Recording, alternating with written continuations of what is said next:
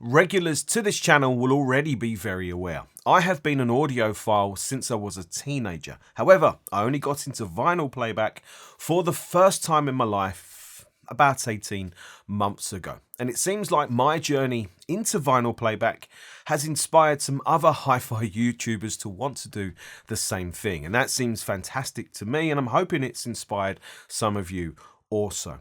But I knew there was going to be a huge amount I would have to learn, but also a lot of things, new experiences for me to enjoy, and that has been the main driver for me thus far. But I really can't help who I am. I am what I call a greedy audiophile, someone who really enjoys, someone who really gets a lot out of great sounding music. And I learned very quickly that in order to get great sounding vinyl playback, everything is important. Everything really matters. And this was stressed to me massively from my visits to Avid Hi-Fi and Origin Live, both of their factories, and sitting and talking to two top turntable designers. It was stressed to me just how important the turntable and the tone arm and kind of their combined relationship is, again, to achieving great sound quality. Now, sometimes in our lives, the planets can just seem to align for us at a specific time. And that means an opportunity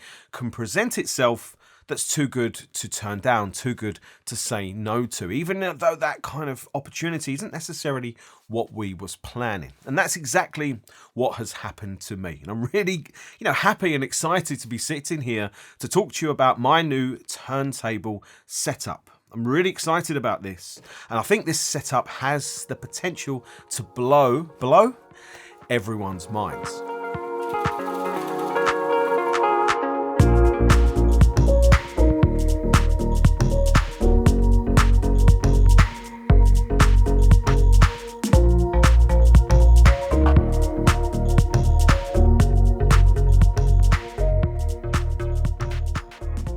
So here is my new turntable setup, the Bergmann Modi, I think that's how you pronounce it, with the Bergmann 4, which is a linear tracking tone arm. And Bergmann are a Danish high-end turntable manufacturer that design and manufacture everything in-house. When I look at the design, especially in all black, I think very understated elegance, isn't it? And very stealth-like, I think, this all black version. But also when I kind of think of the design principles and reading the Bergmann website, they claim that they have simple ideas in the sense of how they design things, but I think simple ideas engineered exceptionally well to deliver very high performance. And there are some real key standout things about the Modi and the 4, which I'll talk to you about in this video. But probably the bit that would excite audiophiles, vinylistas the most is this big black box here, because that is what provides an air supply to this turntable. So this is an air-based turntable and an air-based linear tracking arm. And to me, that whole concept is super cool and also extremely interesting.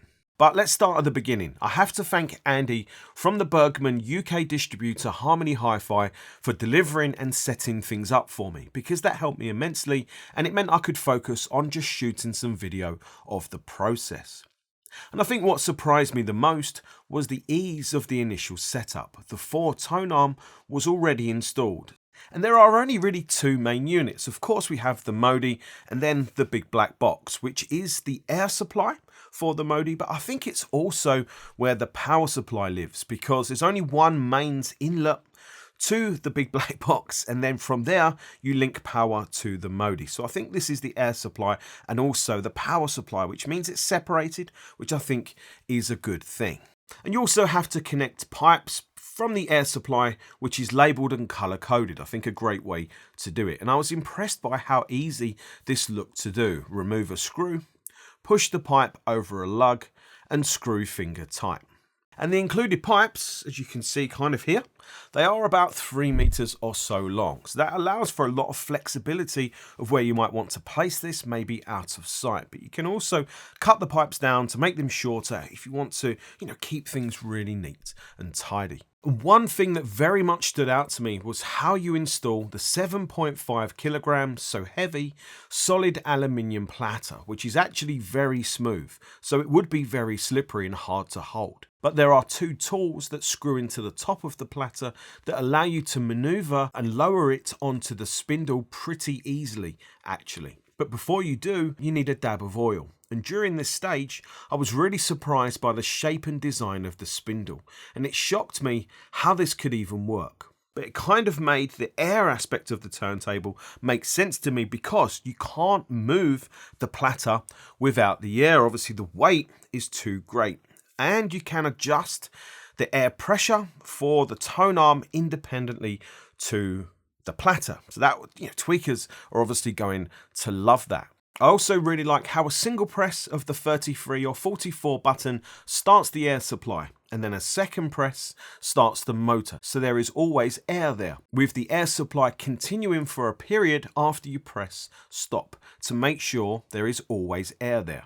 And Andy spent more time setting up the 4 than building the Modi, because with a linear tracker it's very important to get some key things right.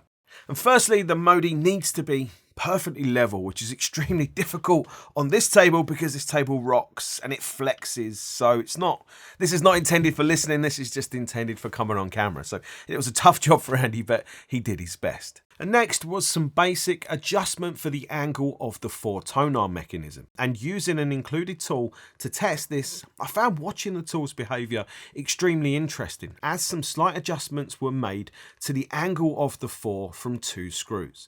Firstly, I could see how the air made the tool float. And when the angle is correct, it stopped floating towards the center and floated slightly the other way. And this was interesting because I started to see how an air-bearing or air-based linear tracking tone arm was going to work, and obviously some of the obvious benefits of this type of design.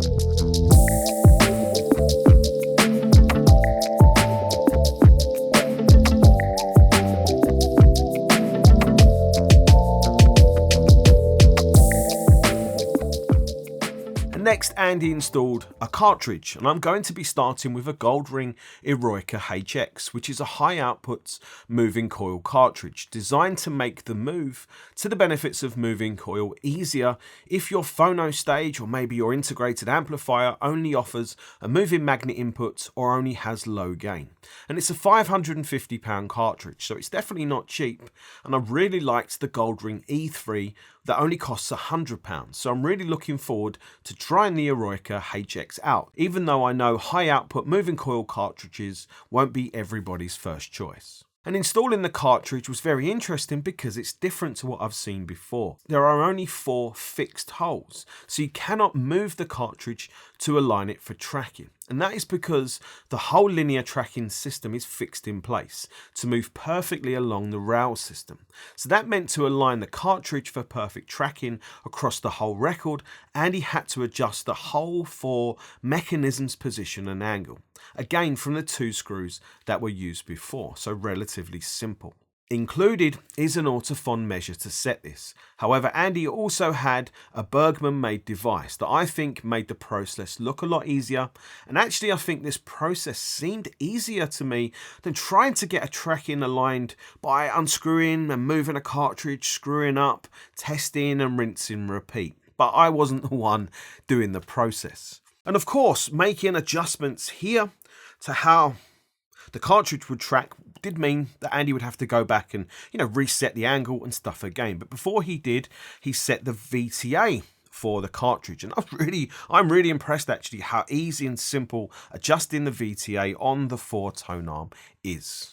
There are only 2 main Allen key bolts that lock or unlock the adjustment mechanism. And then there is a third Allen key bolt situated very conveniently on the top, so you can very easily raise or lower the 4 to set the correct VTA for the cartridge size. And you can even do this on the fly if you want to adjust for different thicknesses of records to be ultra precise with your playback. Now, I don't think I will be taking it that far, especially not initially, but I can totally understand why someone will want to do that. And just having the convenience, pop a little Allen key in to make a slight adjustment, yeah, it's really clever. I really like that.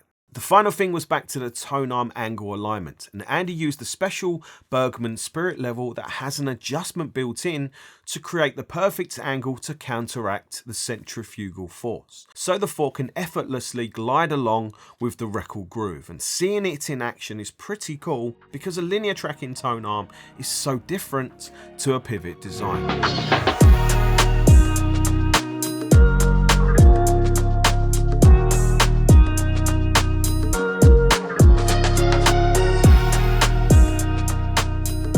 Now, as I mentioned before, the Modi and Thor have some really key standout features or characteristics or design aspects that I want to talk you through. And the first one is the Modi's plinth, which is made from a composite material, which is really very interesting. I had to ask Bergmann a bit more about this, and they say it's milled from a single piece of composite material, which is used for its kind of dead zone properties, vibration, dead zone properties, which makes perfect sense. But they also told me it's a very eco-friendly material compared to a lot of others that they could use. And it's a material that stands up to being milled, CNC milled as a solid piece without twisting or moving, which is why, all those combinations is why they use it. And interestingly, kind of touching it, it doesn't feel anything like how you expect it to for that composite material, which is interesting. But in this black color, it does seem to kind of pick up grease quite easily from your fingertips, so you're definitely not going to want to touch it too much, but it also does seem to clean off really quite nicely. But I definitely will need to invest in a cover for this to keep it in mint condition. The platter is driven by a DC tacho motor with a high precision feedback control system. And I had to ask Bergmann what a tacho is in a motor. And they told me it's a small disc located at the bottom of the motor that has 70 points to be monitored and corrected. And the spindle speed is 1,100 RPM when the platter is at a 33 1/3. So that's 70 times 1,100, which equals 77,000 readings per minute. And that sounds like a very accurate system to me.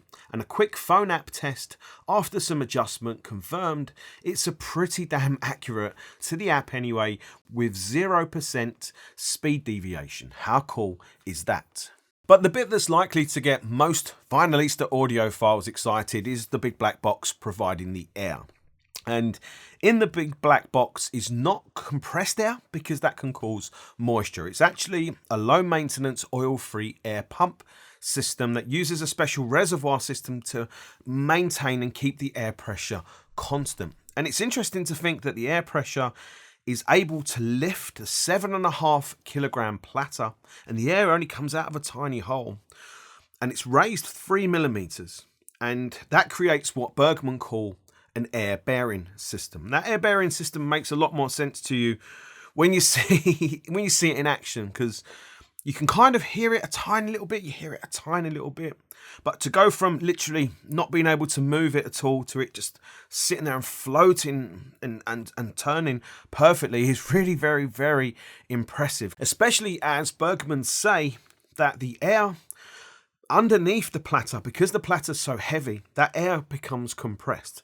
And that compressed air acts as like a vibration damping system to the platter itself, which absorbs the natural resonances that you would normally get from an aluminium platter. So when I think about how this works, that extra touch of detail and thought process and design, it's damn impressive. It's really damn impressive.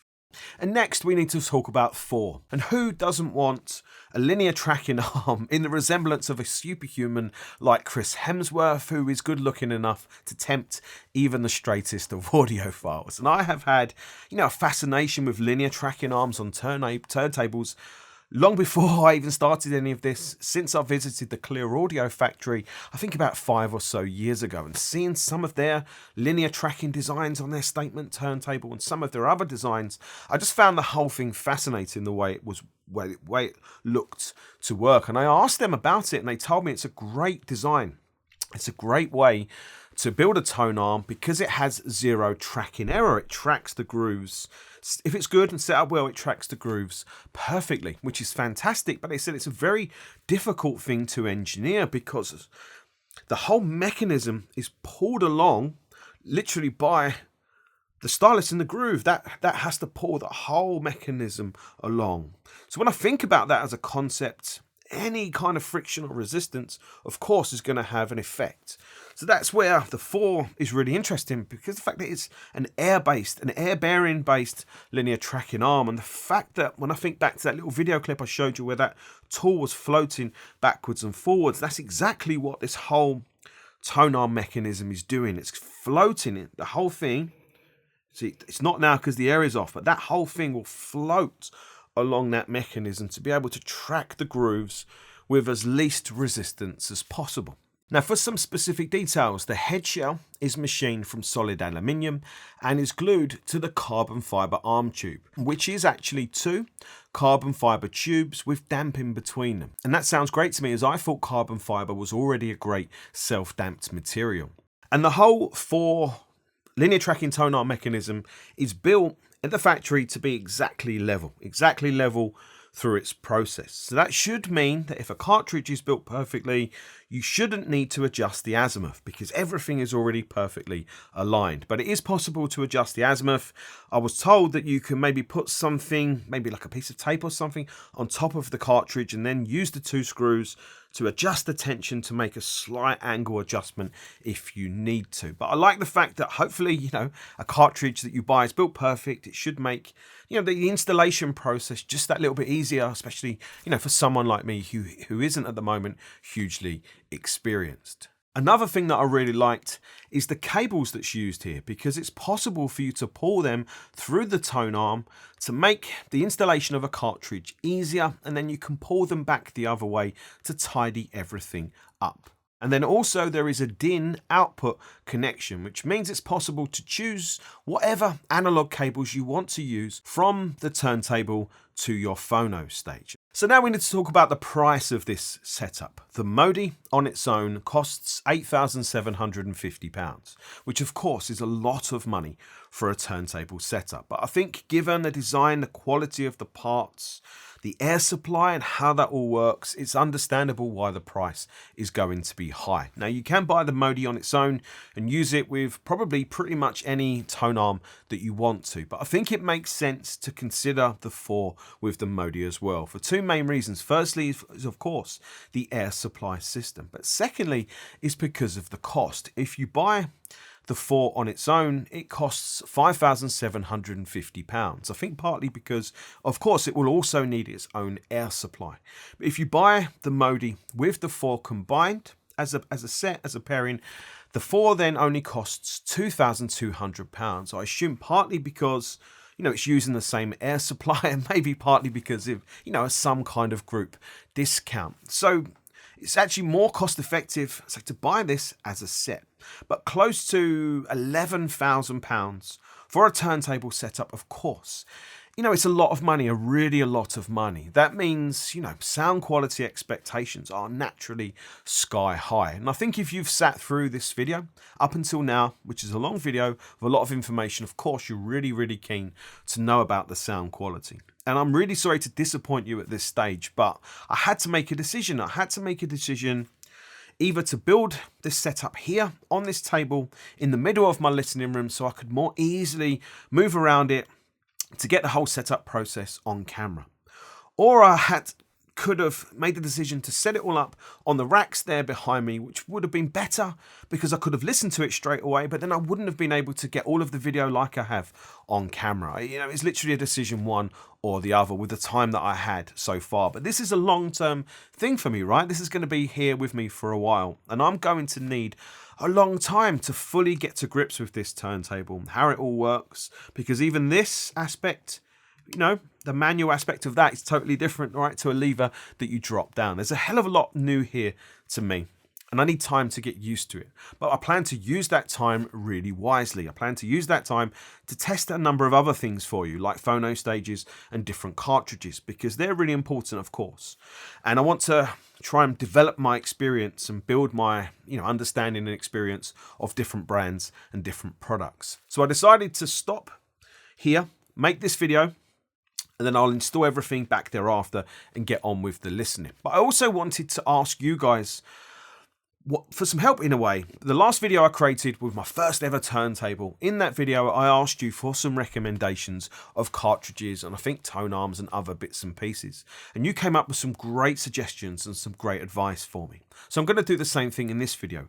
Can you recommend to me some maybe non-obvious but very good cartridges between say £500 and £1,500? Because of course from the last videos and my other research, there's a number of cartridges in my mind that I'd be interested to try, such as an Autophon Black, a really obvious one, and maybe some from Sumiko and some of the other brands. But can you think of any that are maybe not so obvious that you can recommend for me to try, or that you may be interested to find out about yourself? Exactly the same for phono stages. I feel like this platform at this kind of level is going to be good enough to get out of the way for me to be able to very easily, hopefully anyway, hear the differences between different brands of phono stage, different brands of cartridge, and maybe even different arms as well, because it's possible to have a second arm board installed onto this, which would allow some kind of arm comparison situation as well. So that's kind of where I'm at, right? I'm really excited about this new turntable setup, but you know, there's still a long way for me to go in terms of the learning curve,